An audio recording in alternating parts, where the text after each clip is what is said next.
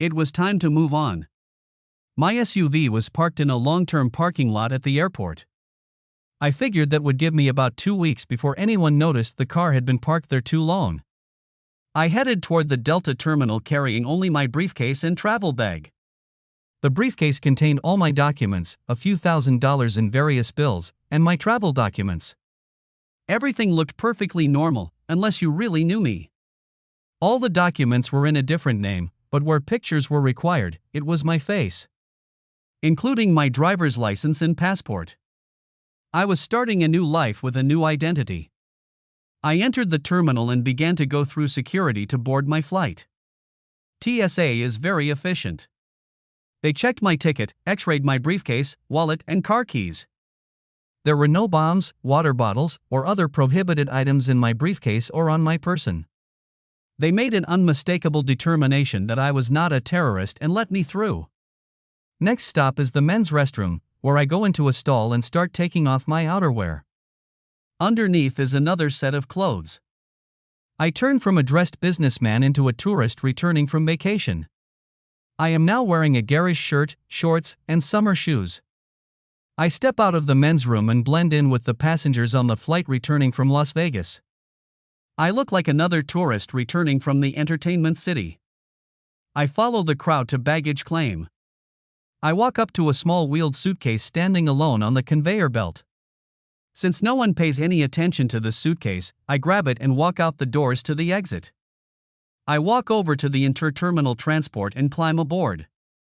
10 minutes later, I get off the streetcar at another terminal. I stop at the men's restroom, peel off another layer and put it in the stolen suitcase. I walk up to the ticket counter, check my stolen bag, use one of my new IDs, and pick up my boarding pass. Instead of going through the TSA checkpoint, I head to the area where all the stores are. I get lost in the crowd and slowly make my way to the exit. Soon I am back on the streetcar and heading towards the Continental Terminal. This time I'm actually going to get on the plane and leave the airport. Soon I find myself on one of their overseas flights. I have successfully transformed into a different person. My new life begins right now. My wife, the cheating bitch, will never find me or my money. Plus.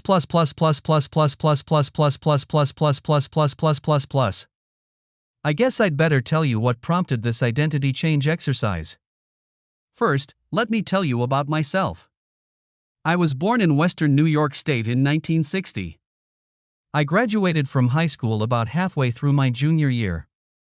I was not impressed with my scholastic ability or my physical fitness. You could say I was just an average kid.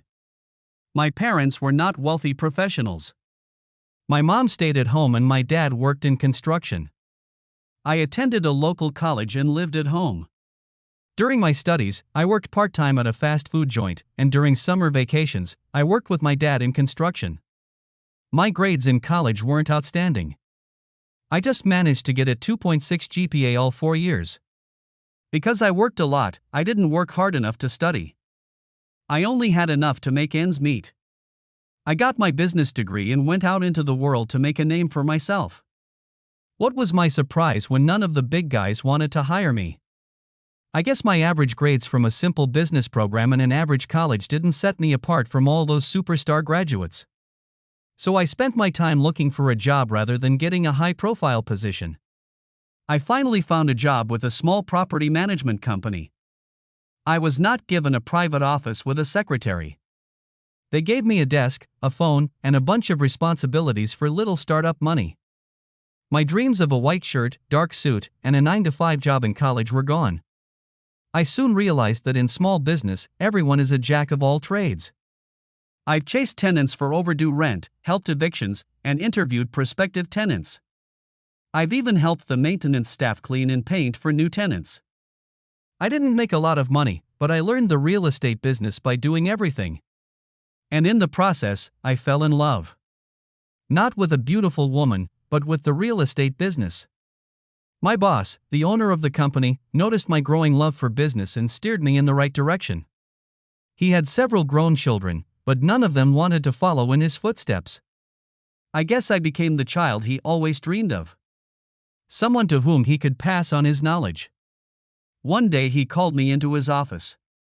"Billy, look at these bank seizures and tell me what you think might be a good investment for us," he said. "I've never done this sort of thing before," I excused myself. "Don't worry, I'll check your references before I make up my mind."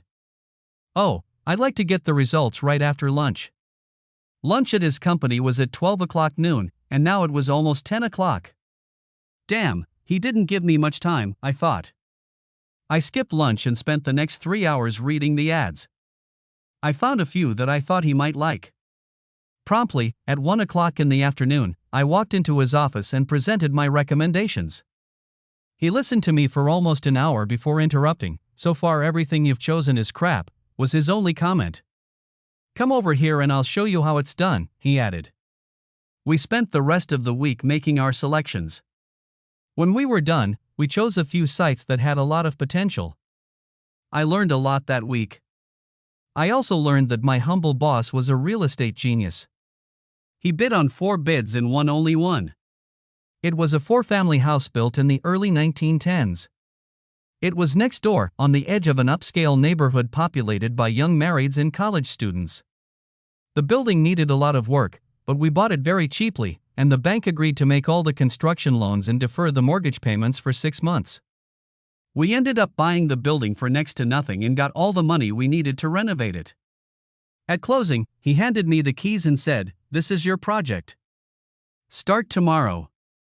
Over the next 6 months, I experienced more emotions than a human being should. I went from highs to lows and then back again.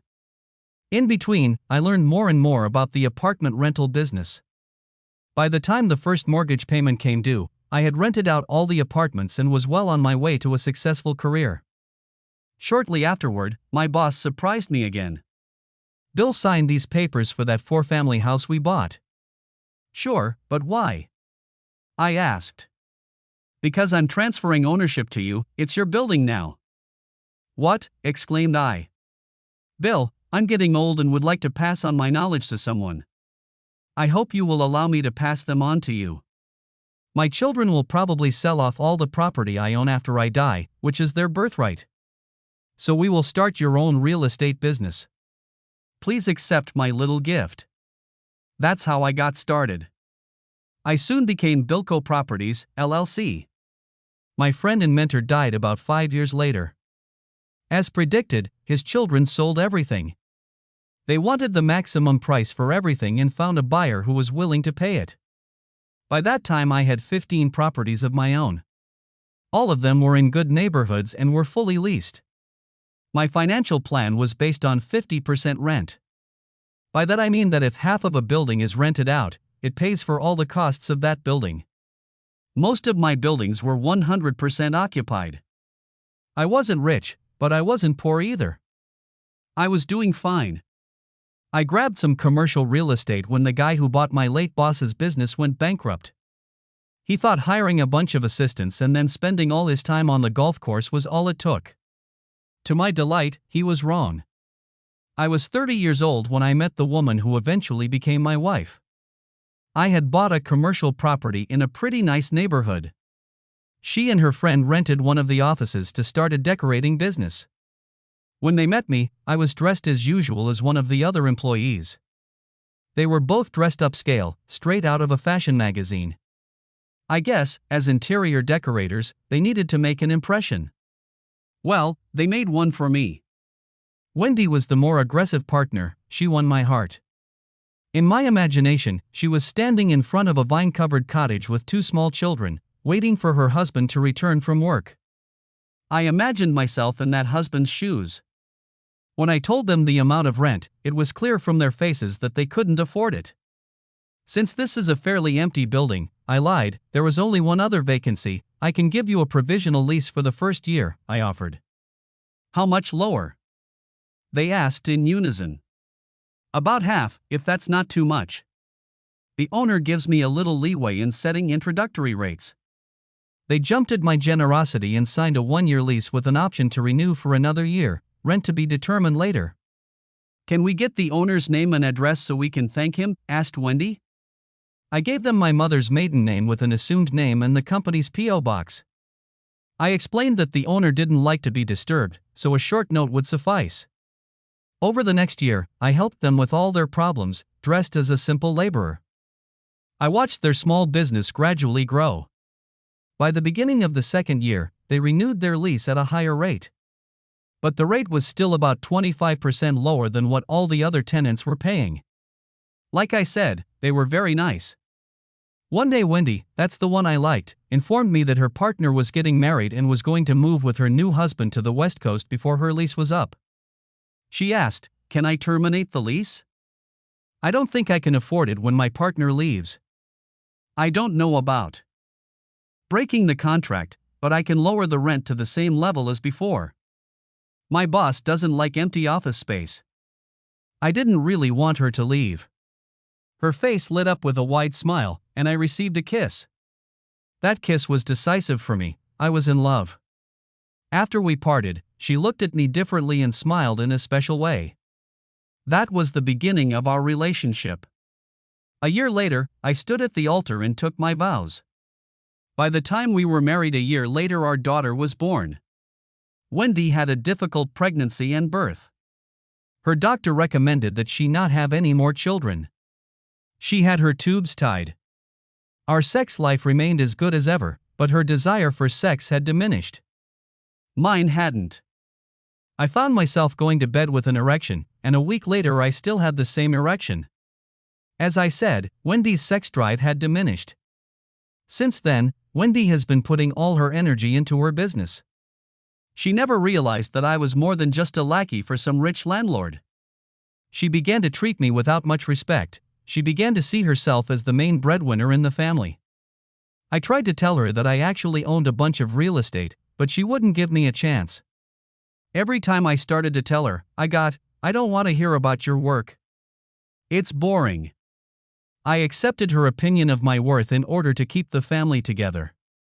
She was still beautiful and I was still just average. By accepting her humiliation, I was able to keep my beautiful wife and daughter. My daughter soon became the love of my life. If I wasn't working on a real estate deal, I was spending every spare minute with my daughter. Watching this little girl grow up was my only reason for staying alive. Wendy and I just drifted apart. She was being drawn away from me by rich and powerful clients. But I continued to buy real estate.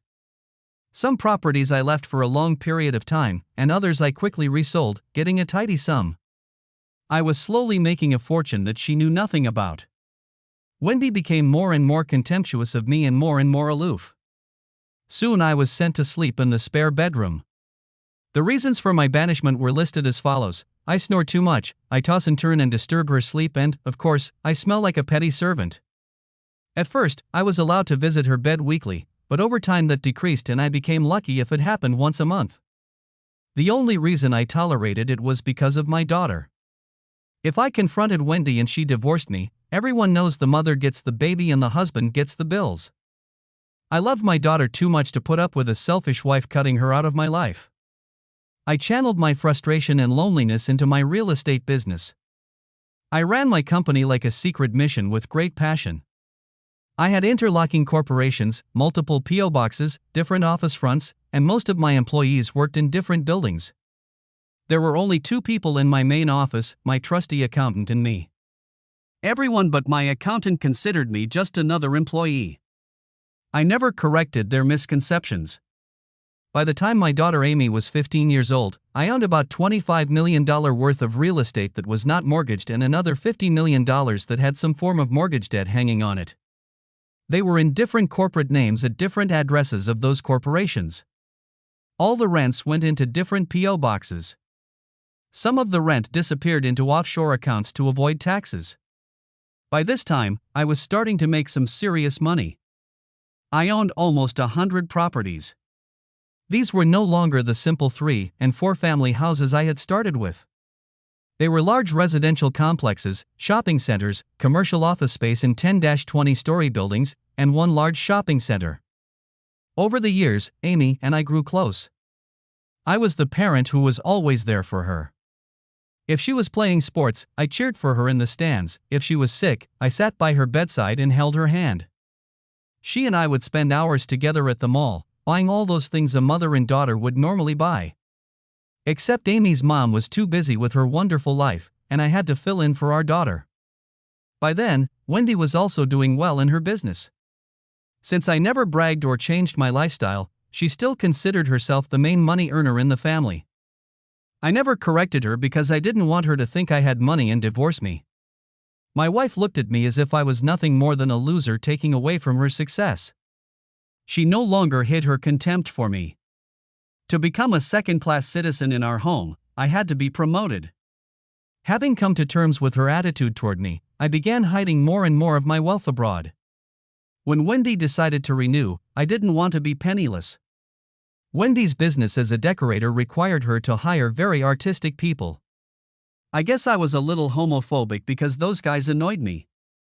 Wendy noticed that I was bothered by them and tried to make my life miserable every time I was in her office. She went out of her way to make the gayer ones my helpers. The boys had a hard time keeping their hands to themselves. Wendy just enjoyed those times. I didn't. It was another way for Wendy to demonstrate her contempt for me. But I accepted her treatment. To stay married and with my daughter, I had turned into a wuss. Plus. Wendy's story. My husband Bill was a nice enough guy, but he had no ambition. I, on the other hand, was driven to succeed, always trying to improve our lives. Bill just held me back. Okay, he was a regular lover and father of an only child. He treated our daughter like a princess. He was always there for her. But he did nothing for me. I wonder what I saw in him. He was just average. He settled for a dead-end job working for a reclusive real estate giant as a longshoreman. He was always a nice guy when I started my business with my friend Millie. He was like the landlord's governess. I was able to wrap my head around him and get all sorts of concessions on the rent, as well as a lot of extras. In the second year of our business, Millie and I decided we weren't meant to be partners. I was aggressive. If the client was male, I flirted and let him know he had a chance to get in my panties if he provided his business. If the client was female and curious, I satisfied her curiosity for the sake of her business. Millie wasn't me. She had morals. I liked to fool around. I broke up with Millie before the end of my second year. She left with her boyfriend for the West Coast. I was so bad to her that she just walked away, leaving me the business and all the assets. I gave her nothing in return. I was a little worried about whether I could pay all the rent on my fancy office space without Millie's help. So I turned my feminine charms on Bill. I got the rent reduced for another year. In gratitude and as a tease, I kissed him for the first time. But after the kiss, I discovered that I liked kissing him. I don't know exactly why, but my panties got wet from that kiss. Maybe it was because I hadn't had a good session with either a man or a woman in over a month. I guess I was a little needy. For all of Bill's negative aspects, he was a very good lover. Bill was very attentive. As the old saying goes, lady first was always his goal. He made sure that I was always satisfied before he let himself come. I was used to inattentive lovers. Men who only cared about their own pleasure, leaving me unsatisfied most of the time. My mistresses very rarely satisfied me. I did not love women except to win their business. I always made sure they were satisfied, ignoring my own satisfaction, but that was business. But Bill was so boring outside the bedroom. He wasn't up to date on current events, popular authors, artists, or other famous people. If anyone tried to strike up a conversation with him at a party, they soon gave up. Bill could only discuss real estate and accounting. And those were two topics that bored most of my friends to death. I tried to take him to the opera, to concerts at the Philharmonic and to contemporary plays. All that worked was that I fought to keep him awake, because if he snored, I would not be ashamed. Since I was in the decorating business, I had to attend various charity events to promote myself and get noticed. When I brought Bill to these events, he usually just sat at our table and made no contribution to the evening. He didn't even dress very nicely. He was more of a liability than an asset. I probably should have worked on his image, but I was too busy expanding my business.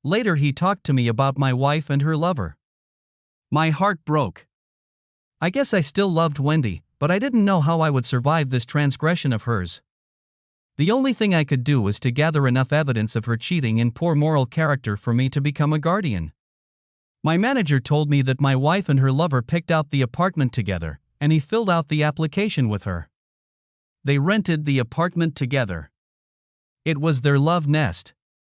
He and I decided to get the apartment video and audio wired before Wendy could move in. I had more than enough money to pay for the work and install the equipment in the manager's office. Residents thought a new security system was being installed in the building. This time I made sure Wendy paid the full rent. It was actually a little higher than the other apartments. But since her current boyfriend was paying the rate, I didn't care. I made sure the apartment was in our name, because I didn't want some vigilant lawyer to claim that the information I'd gathered through video and audio recordings was inadmissible in court. I started gathering evidence for the divorce. Since Wendy had actually moved out of our house, my monthly visits to her bedroom had stopped. She promised she would come home on weekends, but she never did. I have become very good friends with the 5 sisters, and my hand cream purchases have really increased. When Wendy decided to anoint our daughter Amy and I with a weekend home visit, Amy was thrilled to have her mom around again. Amy was at the age where she needed her mom around. She needed to socialize with a woman, have girl talk and all that.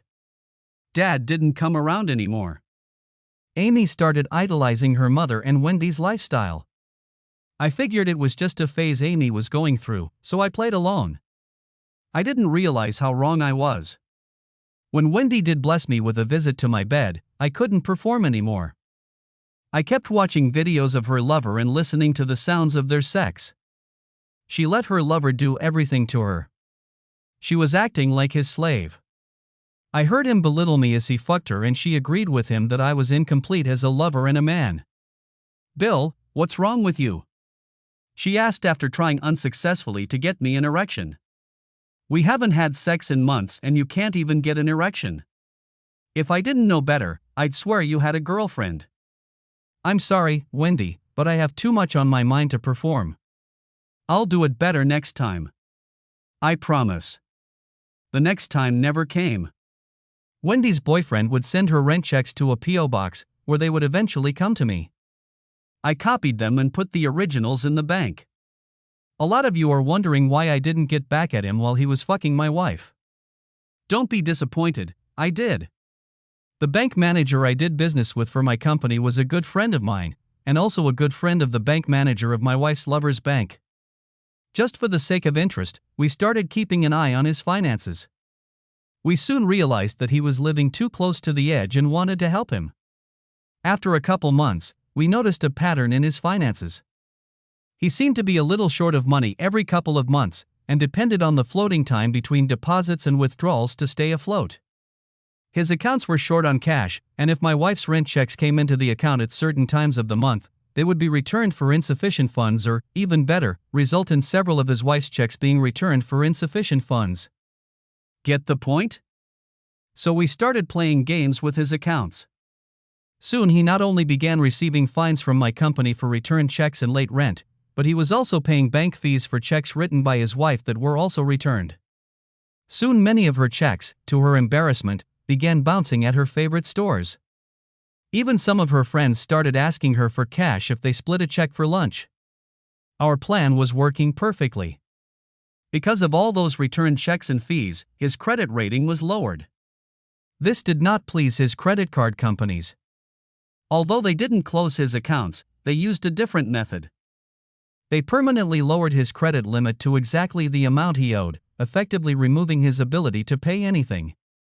This also affected his wife's use of joint cards. As you can imagine, this made her a little upset, because no woman wants to have her credit card declined. I enjoyed those times.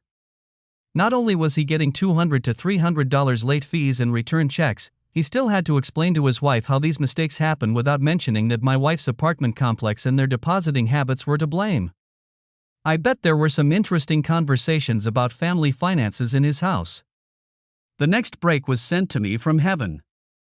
My wife went to the doctor for female problems. A swab taken from her revealed that she had some form of cancer. Our relationship by then was such that she didn't tell me anything about it.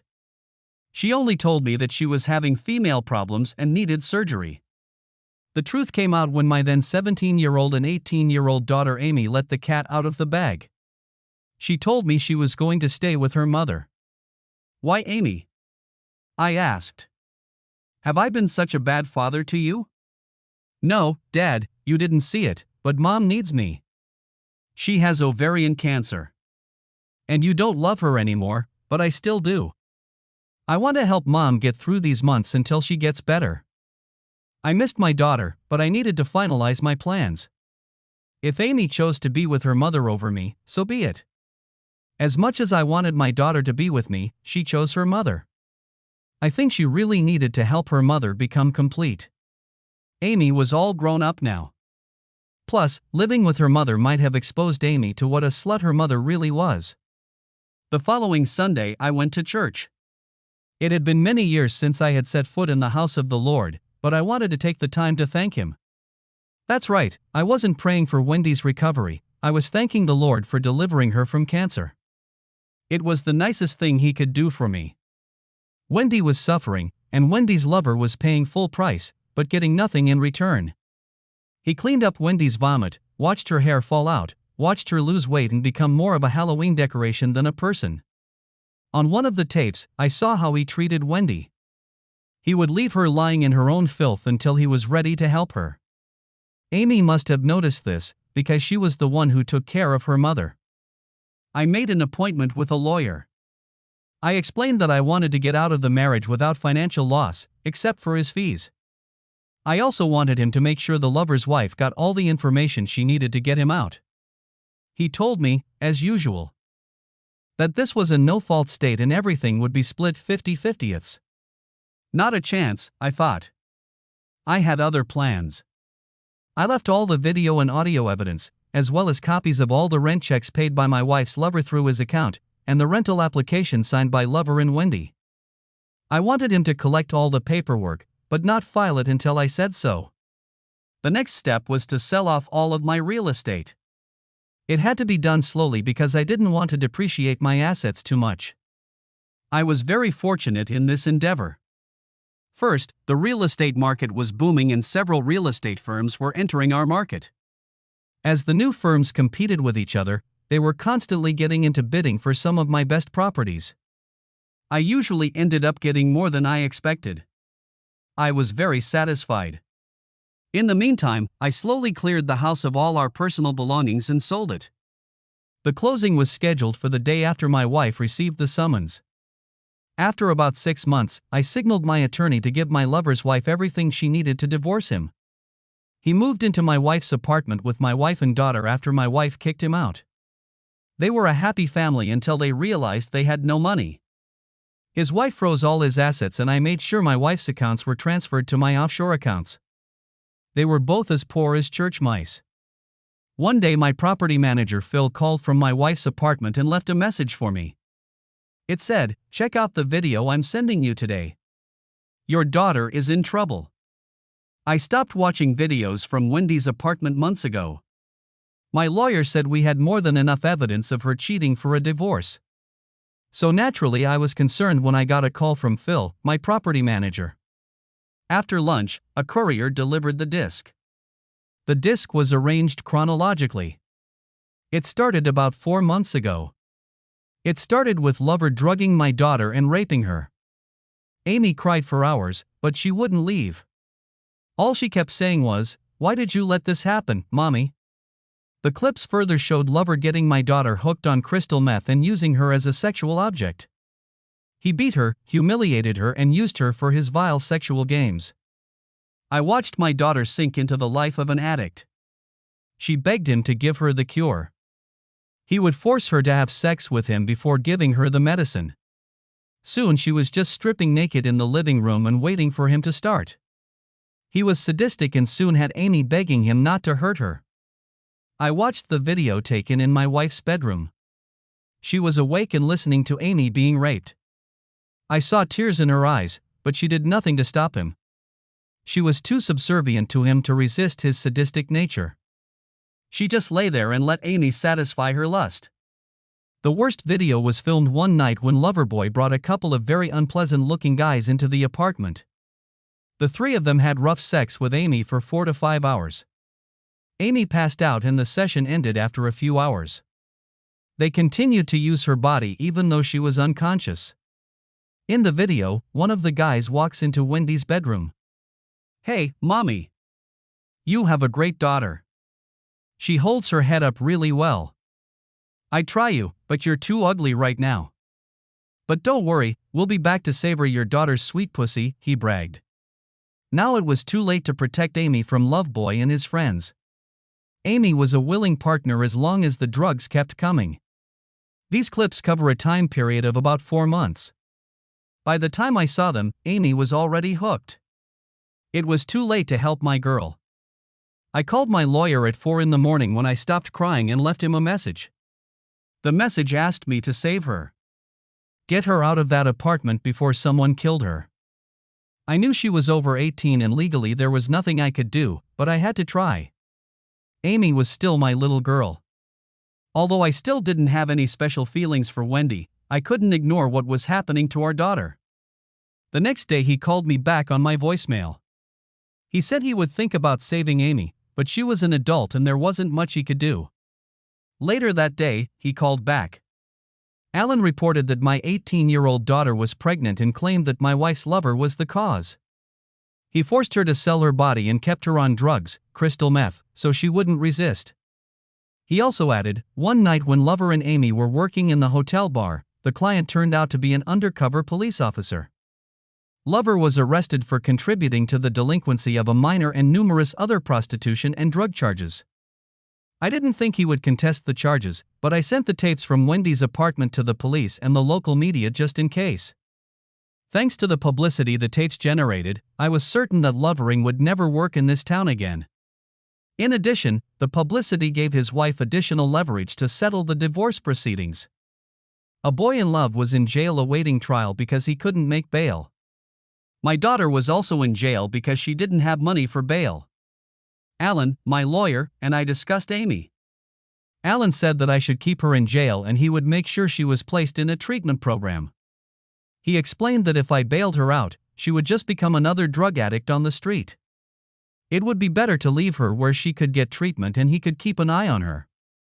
Later that day, I used the videotape and managed to Photoshop out only the men's faces.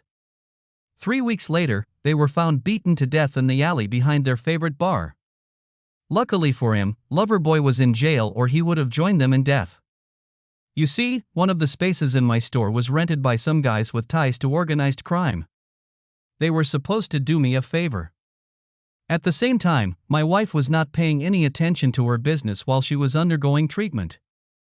Several of her employees started their own decorating business, with my help, of course, and abandoned my wife, taking most of her clients.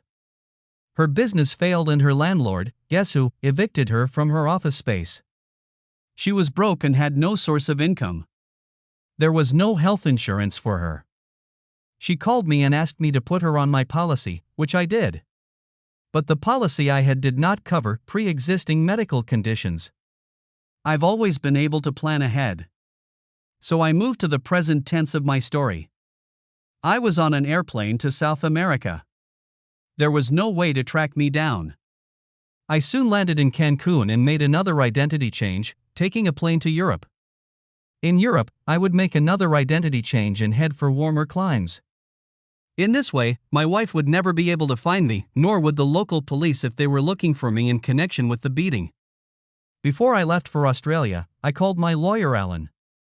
Alan informed me that my daughter, Amy, was trying to contact me. She wanted to reconcile with me. He told me that she had somehow found out about all my wealth. My lawyer told her that I was long gone and there was no way they could find me unless I wanted to be found. I told Alan to use some of my money to prepare Amy's defense. I also told him to keep her in jail as long as possible because while there she was making progress with her drug addiction. I felt that if she went back on the streets, she would go back to her old habits. From everything I was able to learn, crystal meth was a nasty drug. I learned that it usually takes 3 to 4 relapses before a person can get clean if they really want to. 6 months later, I called my attorney to see what the status of my divorce was. The attorney informed me that no divorce was necessary. My wife had lost her battle with cancer and died before the divorce was final because she had no money and we were not divorced and I had taken over the cost of her care. She died in a charity ward in the hospital. She had no visitors while she was dying. She died alone and in agony. I paid all of her medical bills. I guess I did feel a little guilty. She was the love of my life, but her actions and greed had torn us apart. Yet she still held a small place in my heart.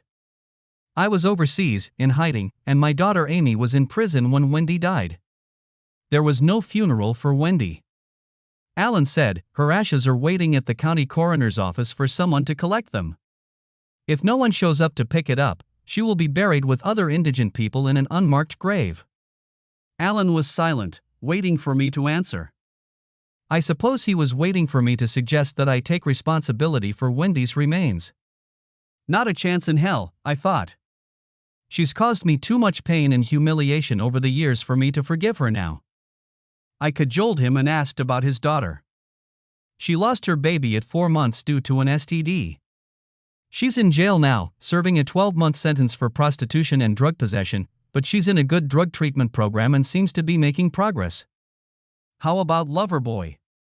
I asked. I already knew what had become of him because my friends had taken care of him for me, but I wanted to play dumb. He died in a yard fight in prison. They don't like criminals of his type in prison. If Amy asks you to settle her mother, give her the money she needs. If she is clean and drug-free, support her at my expense until she finishes her education and can support herself. If she's not clean, give her enough to overdose. Then bury them both in unmarked graves. I replied. I know it sounds harsh, but I'd rather my daughter die than a junkie on the street. If she had overdosed, she would have passed away without suffering. If she lived on the streets, she would still die, but at the hands of some pimp or pervert. I didn't want her to suffer if she couldn't overcome her addiction. But if Amy had managed to cope, recover, and stay drug-free, I think I'd make sure she had enough money for a second chance. Hell, I had millions, what's a few dollars to my kid? Maybe, just maybe, she'd be up to the task. For years had passed when I stopped in town to visit Alan, my old lawyer. We hadn't spoken in years. He was retiring and closing his practice. I wanted to stop by and wish him good luck in retirement and give him a monetary gift. He was a good friend of mine. Actually, he was my only friend. I was a lonely old man. No one but him cared whether I lived or died. As I drove my new Bentley around town, I experienced many memories. Some of them were pleasant, and some of them were, well, you know. I took extra time to drive around town and visit some of the properties I once owned. Most of the neighborhoods I chose to buy condos had thrived over the years. My old properties looked pretty good. Most of my old commercial properties were also showing signs of increasing in value. Too bad my divorce from Wendy forced me to sell those properties and hide my wealth. I'd always thought that if I told Wendy about all my holdings, she might respect me more. But now it was too late for such an experiment. I parked in front of my lawyer's office and walked inside. The building was one of the few I still owned. I kept it because it housed my attorney. I wanted to secure it so he could look out for my interests. I wanted to give the building to him so he would have something to provide for his old age when he retired. It was my gift to him. Hello, old bastard, Alan, my lawyer, greeted me. To know a man, you have to know him, I replied. We hugged each other and shook hands. The years that had passed just disappeared as we both started telling each other about everything we had done over the years. When we finally slowed down, he said, "Aren't you going to ask about your daughter, Amy?" "Not really, but I bet you'll tell me anyway." "Actually, Bill, you'd be proud of her. When she was released from prison, she got into another drug rehabilitation program. She went through the whole program and then stayed on to work as a counselor. She overcame her addiction." Alan continued. Gee, the sarcastic part of me exclaimed. At the same time, the secret part of me was glad it had succeeded. Yeah, no. Amy stayed there and also enrolled in the social worker program at our local college. It worked out well for her. She finished the 4-year program in 3 years. She's graduating next month, I informed her. Besides, you paid for everything. I loosely interpreted your instructions. One more thing, Bill, you should meet your son-in-law, Frank Murphy, and granddaughter, Vivian. The little one is almost 7 months old now, and she's starting to develop personally. She's going to be a real beauty when she grows up. A real heartbreaker. Just like her grandmother, I thought. A real heartbreaker. Alan continued, you also paid for all their expenses beyond what his meager income covered. Including a nanny called Chloe. I put her in the apartment across the hall from the kids and had her pretend to be just a helpful neighbor who was bored with retirement and wanted to help out. Her constant presence as a nanny allowed Amy to continue her studies and Frank to get ahead in his job. I succumbed to the pressure and agreed to stay in town for the rest of graduation and watch what was going on. As graduation approached, Alan somehow arranged it so that we could attend not only the graduation ceremony, but also the events before and afterward. At one of the pre-graduation meetings, I noticed my daughter and her husband. I was amazed, for we hadn't seen Amy in years, and she had inherited her mother's beauty. I always knew my daughter inherited her mother's genes. But Amy turned out to be a real beauty. Amy looked like her mother, the only woman I'd ever loved. I felt a slight sadness in my heart. It looked like this graduation might be a little harder on me than I thought. I took my friend aside from the crowd and said, I don't want to interfere in Amy's life anymore. So don't expect me to run up and greet them, it's too hard. Promise me that. I promise, he replied. The next day, Alan and I were sitting about halfway up the bleachers. We heard the graduates being announced as they crossed the stage. Their parents and friends applauded or cheered as diplomas were handed out. When it was my daughter's turn, her husband stood with a baby in his arms. From my seat, I could see his tears. The applause for her was louder than the others. Pride was born in my heart. When my daughter reached the center, the dean stopped her. It is with great pleasure that I present this special award to you, Amy Murphy. You have been chosen by your fellow students and the institution for this distinction. Mrs. Murphy, you are being honored for unselfishly helping anyone who needed support. We all believe that because of your actions, this class has graduated more of your peers than any other class in the history of the school. The dropout rate since you have been a student here is virtually zero. Along with your diploma, you will find a certificate of appreciation signed by all members of this class as well as the school administration. Amy, we all love you and will miss you. When Amy crossed the stage, she received a standing ovation. I was prouder as a parent than I had ever been. I was probably more worried about her at that moment than when she was born. My baby girl turned out really well. I was happy for her. Once the ceremony was over, I headed back to my car. But because of all the students and visitors, the aisles were jammed. As I squeezed through the crowd, I tried to keep my head down so I wouldn't be recognized. Out of the corner of my eye, I saw my daughter, her husband, and my grandson walking down the aisle next to me. Shit, I thought. I need a hole to open up where I can crawl in and hide. I couldn't find such a hole and I was trapped. My daughter and her husband didn't notice me, but my granddaughter did. I watched her out of the corner of my eye as she watched my every move. She never left my son-in-law's neck as she watched me. By this time she was about 9 months old and seemed to be out of sorts. In her childish voice, she began to chant, Bopa. That's what many children called their grandfathers. She began chanting, waving her arms and kicking her legs, trying to break free from her father's grip. Amy reached to take the child from her husband when she looked where the child was pointing.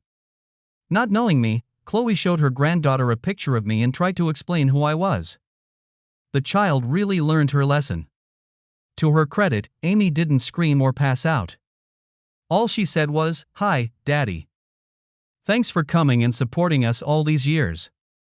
About a month ago, Alan told us about your involvement in our lives.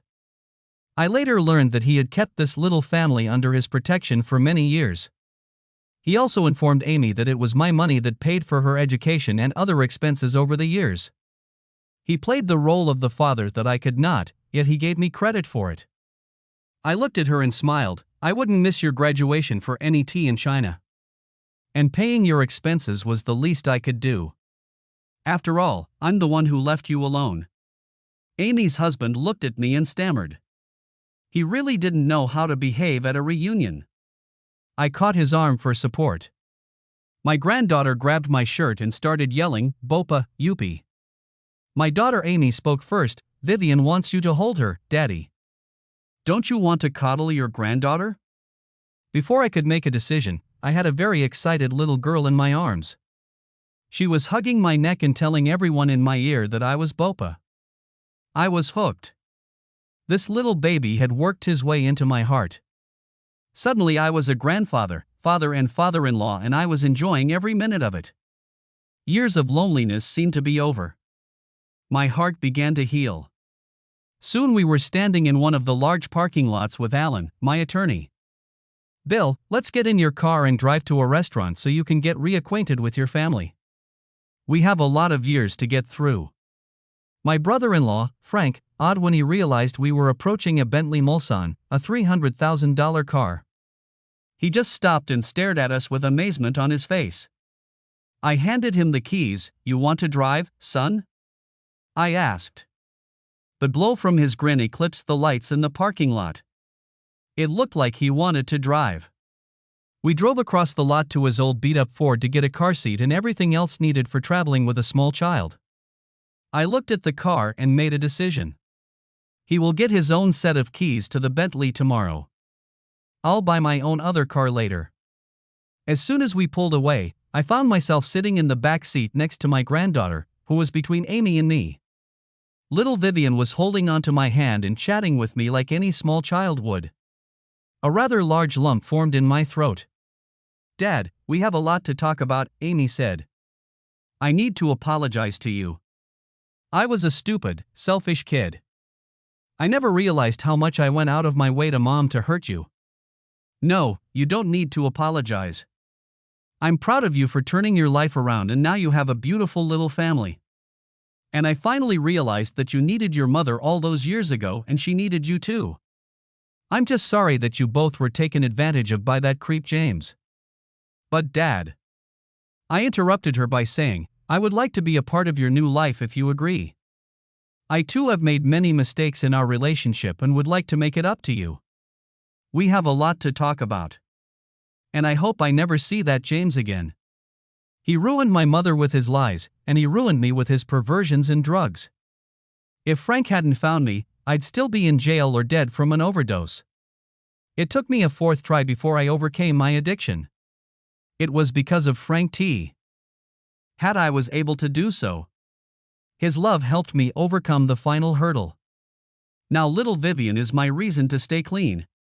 As her mother, I have so much to share with her." Amy cried, but not out of sadness, but out of a sense of family throughout our trip. I think she finally felt complete. All through dinner, the next day at their apartment and the following days at my hotel we talked. In fact, we talked for the entire next month. We made peace with all those years of pain and loneliness. In the end, we blamed all our problems on my late wife and her attitude towards me. We agreed that Wendy was a selfish person. She paid attention to nothing but her own desires. Wendy was beautiful on the outside, but empty on the inside. But I still missed her. I knew that no one on this earth would ever replace her in my heart. My daughter Amy realized that I wasn't the bad guy her mother had painted me to be, but just a man who was so much more than my late wife. At one point in our conversations, Amy looked at me and said, "You still love her, don't you, Daddy?" It still hurts when I think about how much she despised me, but you're right, I guess some part of me still loves her. I wasn't a weakling. I loved her with all my heart, but a long time ago she had wounded me to the core, and I did what I had to do to Wendy to save myself from ruin. My lawyer dropped a bombshell on us about 2 months after we reconciled. One day at dinner, he asked, "What do you guys want me to do with Wendy's ashes?" They've been sitting on a shelf in my office for a very long time. You could hear a pin drop at the table. The silence was broken by my granddaughter chanting, "I want a grandmother." Amy and I looked at each other. Dad, I guess I thought that since I was in prison when she died, I would never get a chance to say goodbye to her. Now that I've met you and heard your story, there are a lot of things I want to say to Mom. Some of them are not very nice. Can we go after her? Good, I guess. I'd like to say something to her, too. But I won't apologize for anything I did to her. After all the years of pain she put me through before she died, she deserved what I did to her. Dad, I'm not saying what you did was wrong. Don't forget I lived with her and that asshole who raped me and turned me into a drug addict. They deserved everything you did to them. And while we're on the subject, so do I. I was a bitch to you. I had to hit rock bottom in prison before I started to turn my life around when I realized what I did to you. Frank interrupted, Dad, I met her at the shelter where she worked as a counselor. I was in rehab there for a drinking problem. She was just coming back and at that moment I fell in love with her. She helped me get rid of my alcohol addiction and I supported her in trying to get clean. We haven't broken up since. In the end, we all agreed that Vivian should have some connection to her grandmother, even if it was just visiting the grave. It would also give Amy and I a chance to vent our anger at Wendy. Later that day, we picked up the urn from my lawyer's office. I put the urn in the trunk of the Bentley, remembering that Wendy never liked to ride in the back seat because she got carsick in the car. I hoped the trunk would enhance the effect. I guess I still had bad feelings for my wife. Epilogue. We moved to Virginia and I bought a small farm near a major city. My son-in-law and I decided to raise a few horses and organize a small stable where city people could keep their horses and ride them in the countryside.